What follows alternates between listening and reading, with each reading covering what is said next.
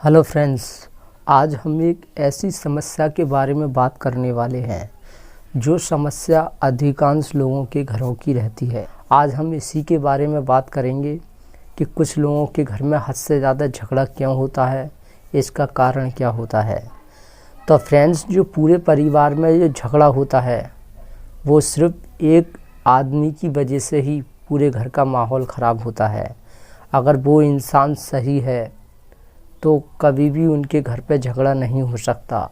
कहने का तात्पर्य ये है, जो घर के मुखिया होते हैं, जो घर में सबसे बड़ा होता है, जो पूरे घर का मालिक होता है, अगर वो सही है तो उनके घर पे कभी भी लड़ाई झगड़ा नहीं होता है और सभी लोग सुख शांति से रहते हैं।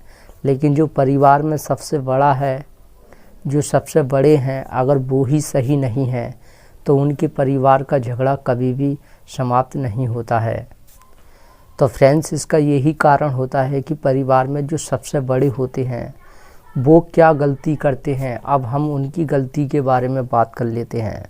तो फ्रेंड्स, कुछ लोगों के घरों पे क्या होता है कि जो मुखिया होते हैं, तो वो जो परिवार में सबसे बड़ा होता है, अगर वो हद से ज़्यादा अगर स्वार्थी इंसान है, स्वार्थी इंसान सबसे ज़्यादा खतरनाक इंसान होता है। वो ना खुद तरक्की करता है, ना ही वो किसी को करने देता है। और स्वार्थी इंसान को ही पाखंडी बोलते हैं।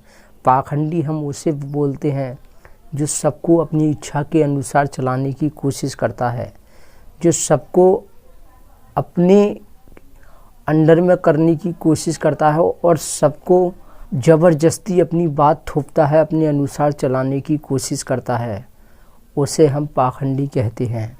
तो जो परिवार में जो सबसे बड़े होते हैं, अगर उनके अंदर हद से ज़्यादा स्वार्थ होता है तो वो लोग क्या गलती करते हैं।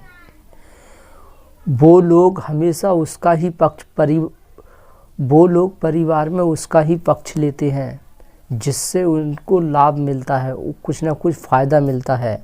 वो हमेशा उसका ही पक्ष लेते हैं। जब परिवार में कभी भी झगड़ा होता है तो वो यह नहीं देखते हैं किसकी गलती है किसकी नहीं है। वो पूछताछ बहुत कम करते हैं और करते भी नहीं हैं। वो डायरेक्ट उसी का पक्ष लेते हैं जिससे उनको फ़ायदा मिलता है, जिससे कुछ ना कुछ थोड़ा बहुत फ़ायदा मिलता है, वो उसी का ही पक्ष लेते हैं। चाहे वो इंसान गलत हो चाहे अच्छा हो, उनसे उनको कोई मतलब नहीं होता है। वो इंसान चाहे कितना भी बुरा हो, कितनी भी उसकी गलती हो, वो उसको टोक नहीं पाते हैं। लेकिन सभी लोग बोलते हैं तो थोड़ा दिखावटी के लिए थोड़ा सा उसे डांट देते हैं, लेकिन अंदर के दिल से नहीं डांटते हैं।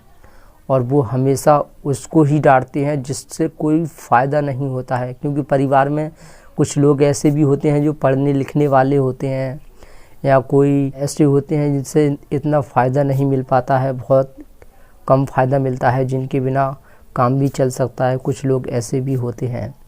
तो वो हमेशा ऐसे लोगों का पक्ष बहुत कम लेते हैं और जिनसे कुछ ना कुछ फ़ायदा मिलता रहता है वो उनका हद से ज़्यादा पक्ष लेते हैं, जिसके कारण उनके घर की कभी भी लड़ाई बंद नहीं होती है और होती ही रहती है।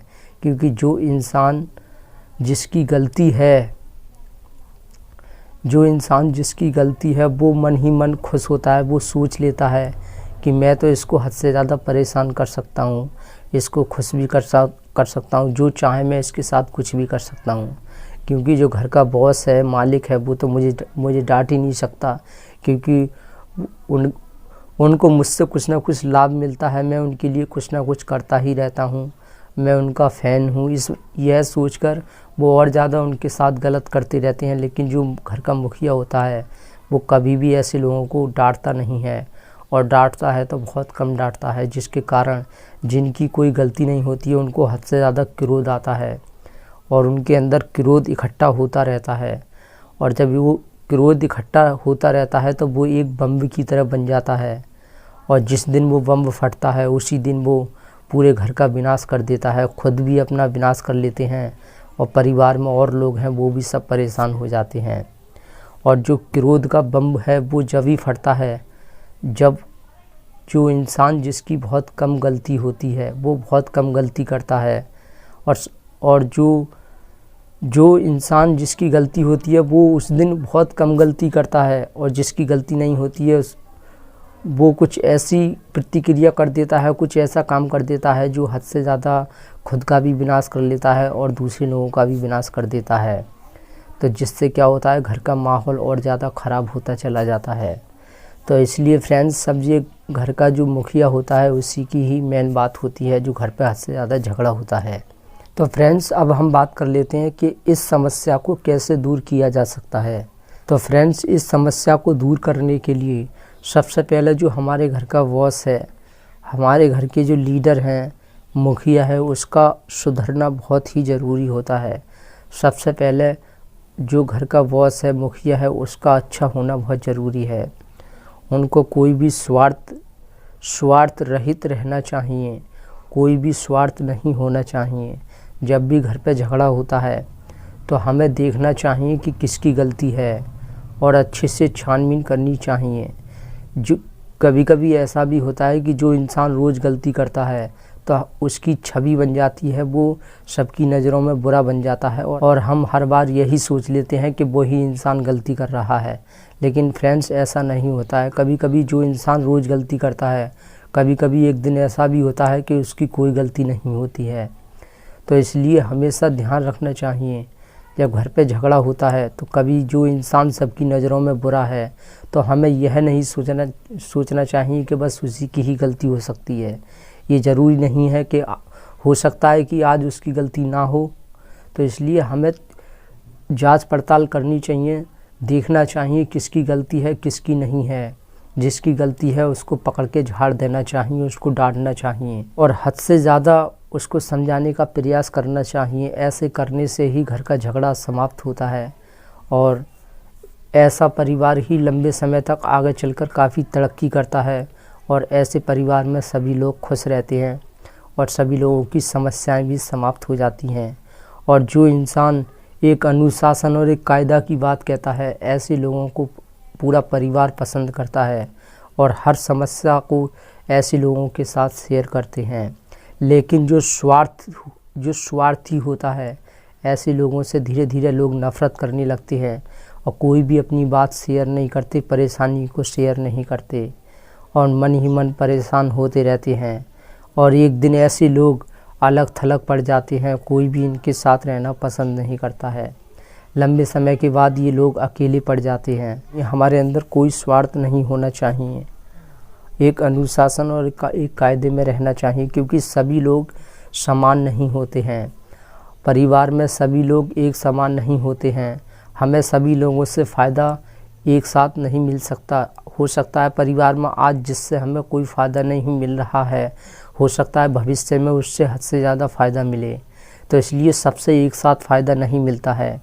तो इसलिए किसी का पक्ष नहीं लेना चाहिए, हमेशा अनुशासन और कायदा में रहना चाहिए।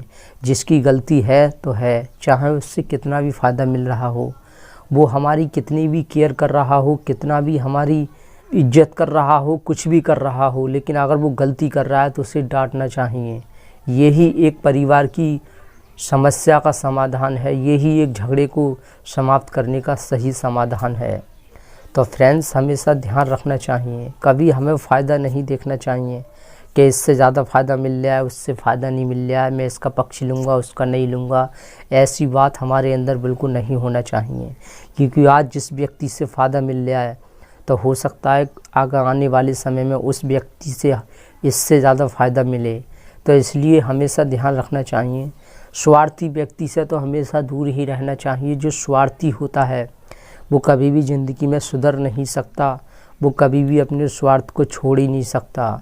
तो स्वार्थी ही व्यक्ति पूरी समस्या का जड़ होते हैं, पूरे घर का माहौल ख़राब वही लोग करते हैं।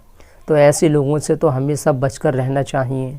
और परेशानी आती है, घर पे झगड़ा होता है, तो ऐसे लोगों से तो कंप्लेन करना ही बेकार है, जो यही नहीं देख पाते हैं किसकी गलती है किसकी नहीं है, जो सिर्फ स्वार्थ को ही देखते हैं। तो ऐसे इंसान से तो शिकायत करना, कोई कंप्लेन करना बिल्कुल ही बेकार है, क्योंकि ऐसे करने से वो उल्टा और हमारी ही इमेज ख़राब कर देता है। तो इसलिए ऐसे लोगों का झगड़ा बिल्कुल ख़त्म नहीं होता है, ऐसे लोगों से तो सिर्फ दूर ही रहना चाहिए।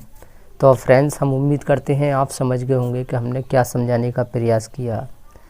तो फ्रेंड्स, अगर वीडियो पसंद आई हो तो इसे लाइक कीजिए और चैनल पर आप पहली बार आए हैं तो इसे सब्सक्राइब कीजिए। फ्रेंड्स, आपकी कोई समस्या हो तो हमें कमेंट में ज़रूर बताना। Thank you very much.